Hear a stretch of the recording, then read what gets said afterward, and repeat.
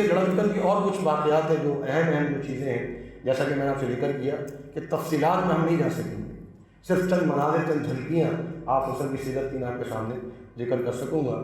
تو نبی صلی اللہ علیہ وسلم ایک دفعہ اپنے صحابہ کے ساتھ جا رہے تھے، تو ایک صحرا سے گزر ہوا، وہاں پیلو کا درخت موجود ہوتا ہے، پیلو یہ کیکر کے درخت کی طرح ہوتا ہے۔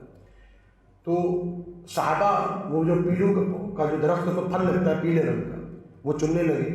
تو نبی صلی اللہ علیہ وسلم نے فرمایا کہ صرف وہ پھل چننا جو پیلے رنگ کا ہے، کیونکہ وہی میٹھا ہوتا ہے۔ تو صحابہ حیران ہوئے کہ آپ کو کیسے معلوم ہوا؟ یہ تو اس کو معلوم ہوتا ہے جو بکریاں چرائیں۔ تو کیا آپ نے بکریاں چرائی ہیں؟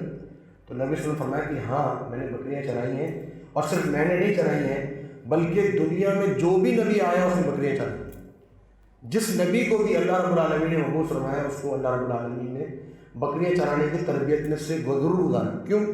کیونکہ یہ نبی کی تربیت کا حصہ ہوتا ہے کہ ریوڑ، جو بکریوں کا ریوڑ ہے، جو ریوڑ ہوتا ہے، جو منتشر ہوتا ہے، پھیلا ہوا ہوتا ہے، اس کو کس طرح یکجا کرنا ہے، اس کو کس طرح اس کی قیادت کرنی ہے، اس کو کیسے لے کر چلنا ہے، تو یہ نبی کی تربیت کا ایک حصہ ہوتا ہے۔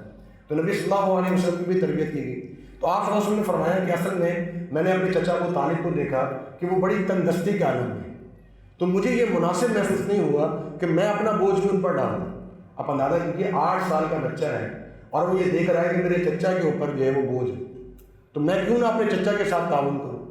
تو نبی صلی اللہ علیہ وسلم نے لوگوں کی بکریاں چرانا شروع کی، اپنی بکریاں نہیں تھیں، لوگوں کی بکریاں چراتے تھے کرائے کے اوپر، یعنی کرایہ لیتے تھے درہم 2 درہم، اور جاتے تھے بکریاں لے کر مکہ سے باہر جہاں پر کوئی سبزہ موجود ہوتا، چرا کر ہفتے 2 ہفتے میں واپس آ جایا کرتے تھے۔ یہ نبی صلی اللہ علیہ وسلم نے کام کیا اپنے جو لڑکپن تھا یا بچپن تھا اس کے اندر۔